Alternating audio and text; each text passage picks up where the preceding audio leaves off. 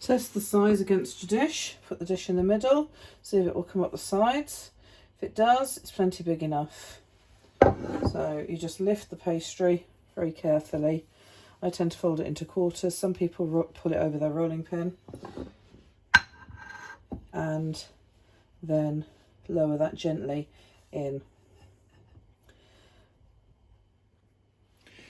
As you line your dish, don't force it in, just lift it up gently. Use the knuckle of your fingers to go round and ease that in by lifting it up and easing it in gently. Then take a piece of baking parchment, scrunch it up just to take the stiffness off it, pop it in to the pastry case and pop some baking beans in. If you don't have ceramic baking beans like these, you can use dried peas, or you can use pasta, or you could use rice. Rice is very good because it gets into all of the sort of spaces around the side. Okay, obviously make sure that your pastry is going into a dish that's already been greased so it doesn't stick. And then that will go into the oven. If it was small tartlets, I would cook those in the oven for about 15 minutes to get the pastry cooked all the way through. But because this is larger, I'm going to put it in for 15 to 20 minutes, then take it out. If you want to cook a base all the way through, you cook it so far with the beans in, then remove the beans and paper and pop it in the oven until it's actually cooked. So it's sort of dried out and set all over. It needs to go into a hot oven so that when the pastry is baking, and it's a preheated oven, so that you don't melt the fat before the structure of the pastry has an opportunity to set. Once it comes out of the oven, it's been in for 15 minutes. Take the baking beans out, just leave those to one side to cool, and with a fork prod the base. Now there's quite a bit of shrinkage happened here, and that's quite useful because it actually gives me something to talk about. If you want to avoid shrinkage like this, because it has really shrunk down quite a lot, it doesn't matter for what I want to use it for at the moment. However, if you do want to avoid a lot of shrinkage, what you need to do is to actually refrigerate for a long time. This had only been in the fridge for 5 or 10 minutes. Ideally, if you've got the time, refrigerate it, chill it for about, I'd say probably half an hour to an hour, if you can. Okay, so now that I've prodded that with a fork, just to get rid of any air pockets and stop any more forming, I'll pop that in to bake it off and dry out the inside, and that will go in for another 10 minutes or so, 5-10 minutes. Okay, if they were smaller tartlets in a bun tin, I would cook them for even less time. So this pastry case has been cooked in the oven for 15 minutes with baking beans, so baking blind, and then the beans were removed and it was then put in for a further 10 minutes to completely cook it through. It's quite solid and cooked through, and I've cooked it this amount because I want to use it with a cool filling that's not going to be cooked. So that to make creme patisserie, you need to have 2 egg yolks, 75 grams of caster sugar, 30 grams of plain flour, and 20 grams of corn flour, 350 millilitres of milk, and 5 mils, that's a teaspoon, of vanilla extract. The first step in making creme patisserie, you need to put the 2 egg yolks into a bowl, a large mixing bowl, with the caster sugar, and whisk until they are pale and thick.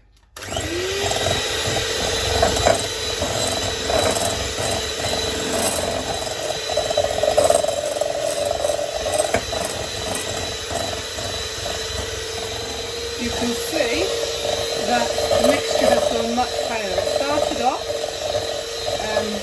thick and lumpy, but very yellow, and it's now gone very pale and is more like a whipped cream. It's more like whipped cream in consistency. It's like a thick paste. Once whisked and thick enough, light and thick, you need to add the flour, and whisking the flour, the corn flour, and 4 tablespoons of the measured milk.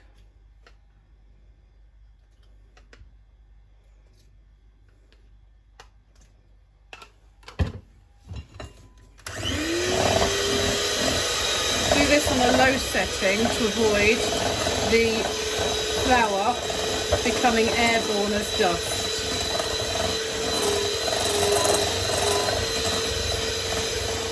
You whisk that until it becomes a smooth paste. The flour and corn flour are going to act as a thickening agent in addition to the egg yolks.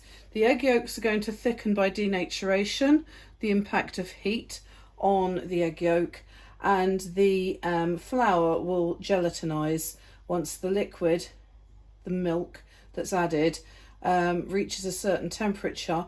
It will actually be absorbed into the flour grains. That will cause them to swell and burst, and then at the right temperature that will then gelatinize and thicken the liquid. So the next step is actually going to be to add the rest of the milk to that mixture and to stir it in.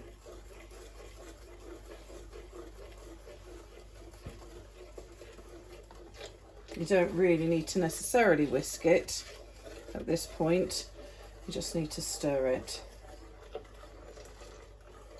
Now it looks very runny at this stage, but it will need to thicken and heat will be necessary for that. When adding flour and corn flour to a liquid to thicken it, you always make a paste with it. You don't ever add flour or corn flour to a hot liquid, so it's always added to a cold liquid, and then after that then the liquid is heated and brought to the boil.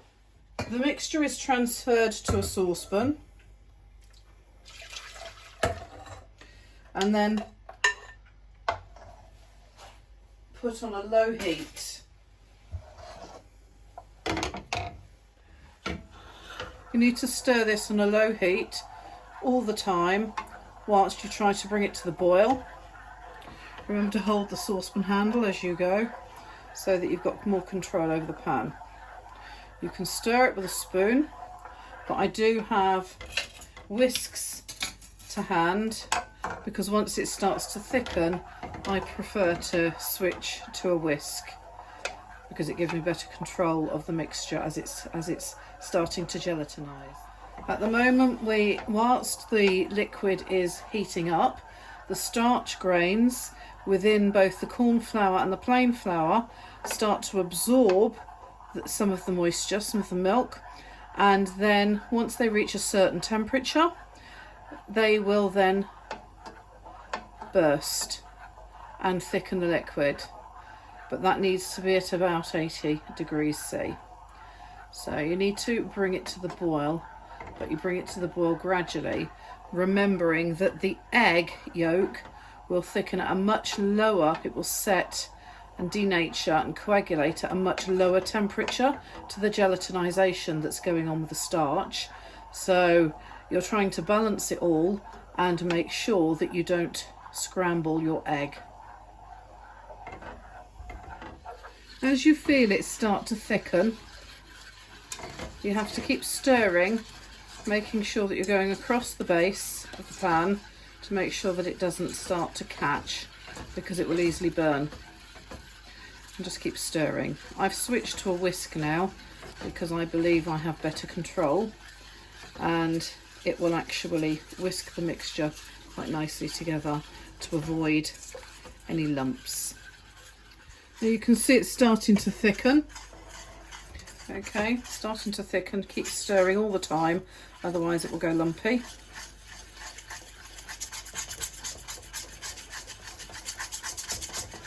and it really does start to suddenly thicken.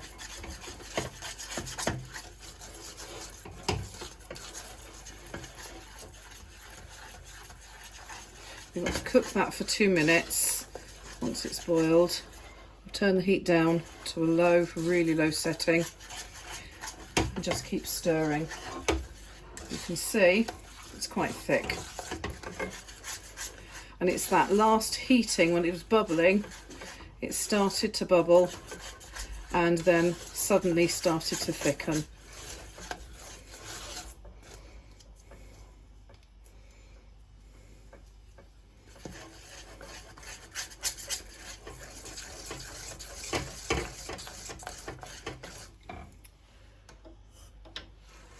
Once that's finished, you add the vanilla and stir that in. Take that off the heat. Just put it on my marble top. You'll need a pan stand to protect your worktop.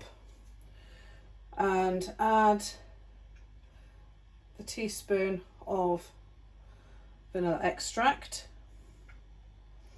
and give that a really good stir in. Okay, that gets that nicely flavoured, and at this point then you've got a nice smooth custard, which is what crème patisserie is. It's like a nice sweet confectioner's custard. You need to transfer that into a bowl. You transfer that into a bowl so that it cools down quicker, and when cool can go in the fridge if you're not using it straight away. This can be used as a filling, as an alternative to whipped cream when making eclairs or profiteroles. You can see it's quite thick. And you just cover that with some baking parchment, and that will stop that from forming a skin. That needs to be allowed to cool before you can put it in the fridge. You cannot put that in the fridge at this precise moment in time because it's too hot. And if you put hot things in the fridge, all it does is raise the internal temperature of your fridge and affect the other food, putting it at risk because the fridge will become too warm. So once it's cooled, you can put it in the fridge until you're ready to use it. The arrowroot into a saucepan.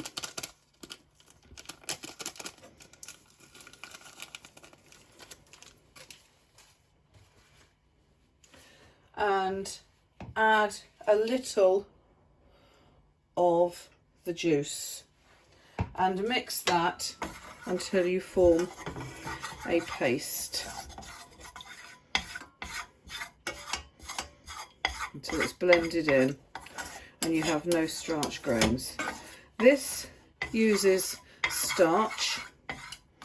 It's a form of carbohydrate, so it's using starch and gelatinisation to thicken the glaze. Now if you notice, it's very pink, alright, because I've used cranberry juice. And you add the rest of the juice to that. So we add the rest of the measured juice to the saucepan and then gently bring the liquid to the boil. And that would be on a low to medium heat. So heat this on a low to medium heat, stirring all the time. Bring it to the boil very gradually. Now this will thicken using gelatinisation.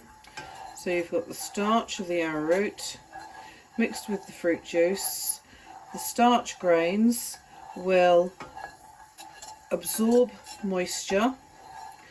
They'll reach a point where they swell and eventually will burst, releasing the starch into the liquid, and then that will thicken your liquid. Now it's important to watch the colour, because I would anticipate, using arrowroot, that it should lose that sort of cloudy pinky colour and become slightly more translucent, so clearer. Now I can feel that starting to thicken, So I'm going to convert to a whisk.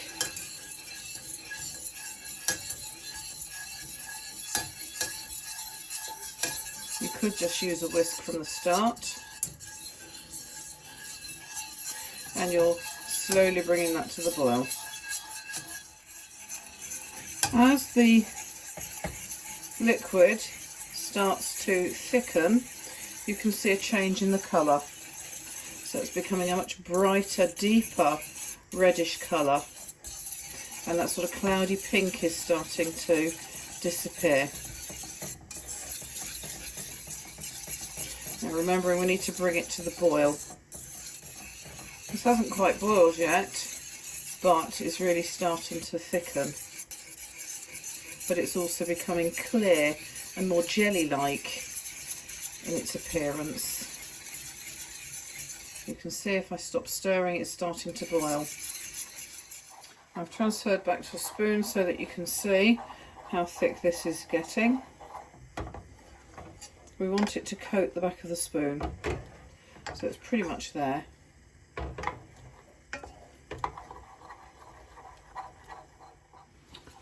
Once it's cleared and thickened, you set that to one side. You can see how it's coating the spoon. Okay, it's quite thick as it drips off. Okay, so you take that off the heat, put it to one side for 20 minutes to cool down. When the creme patisserie has had an opportunity to chill, you can remove the baking parchment that was put on to prevent a skin from forming, and then transfer the creme patisserie into the cooked flan case. Just use a palette knife to spread that out and get it as smooth as you can, and then it's time to arrange the fruit on top. So you just keep building up the fruit. I've got a selection of blackberries, blueberries, strawberries and raspberries. I'm going to keep doing this until I've filled it. Now that all the fruit is on, I'm ready to add the glaze.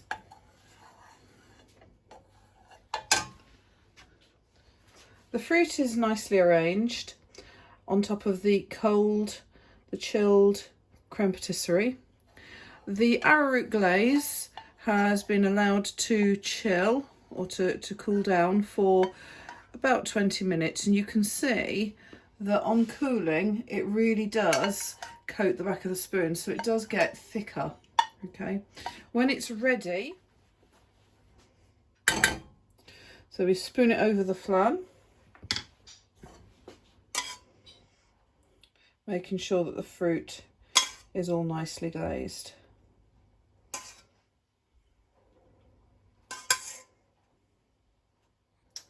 So that's your summer fruit tart complete, and that can be put in the fridge for an hour to chill before serving. Bon appetit, enjoy your food. Don't forget to hit the subscribe button and join me again for another video.